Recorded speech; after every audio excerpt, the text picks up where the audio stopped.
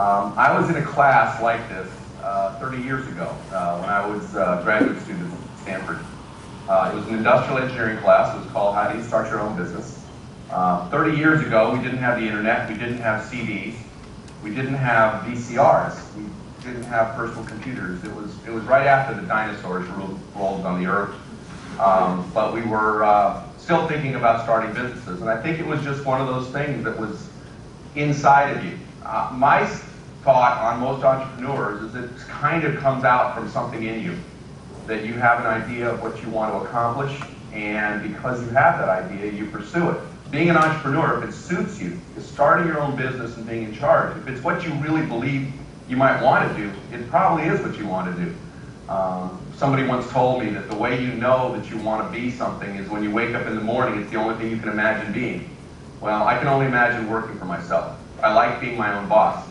There is a downside to being your own boss, and that is that you are your own employee. And therefore, your boss and your employee are there all the time, and your attention keeps drifting back to the work. So one of the toughest things to learn to do as an entrepreneur is how to totally integrate the nature of the work you're doing into your lifestyle, so that you can do the things that you need to do in life, but at the same time be able to do the things that you need to do for your work. You know, I look at you guys and I think that the world that you're seeing is so much bigger, so much more expansive, filled with so many more opportunities than the world that I saw when I was sitting in those seats 30 years ago. That's the biggest thing I want to tell you, is that if you thought that things, you know, if you look at the world and you say like everything's been invented, I absolutely guarantee you the things that are going to be invented are just starting. And that your ability to build a business, your ability to build a career and a life is astonishingly good right now because of things that have happened over the last few years.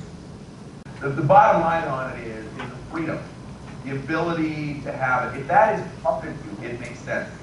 If it's not part of you, then it's wrong. There are people that live in different structures, in different worlds. Being an entrepreneur is not something you choose. It is something that grows out of you. That it is part of your makeup, that you like it, and it feels good, and it's the right kind of way to live a life. Because, you know, one of the clear things is that the risks are apparent, and they're in front of you, and you have to like that to be able to see them.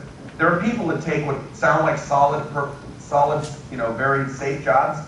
There's lots of risks in those jobs too. People get laid off all the time. Companies get downsized. Acquisitions happen. Changes occur. You know, it's just that they don't want to face the risk because that is not part of their psychic makeup. The best thing for me is that it fit the style of person that I am and the things I like doing. And if it fits the style of person you are and it's the kind of thing you like doing, if you don't do it, you're going to drive yourself crazy. So, you know, it's very much a very personal, introspective sort of choice. But for me, it's just been dynamite to have the freedom and allow the creativity to flow and to choose the associations, all of those things that make my life worthwhile. And I'm willing to understand exactly how much money I have in the bank and exactly how many days I have to get a contract signed. I'm willing to face that every day because all of that other stuff is part of it. Thanks a lot, guys. This is great. I enjoyed it. Thank you so much for joining us.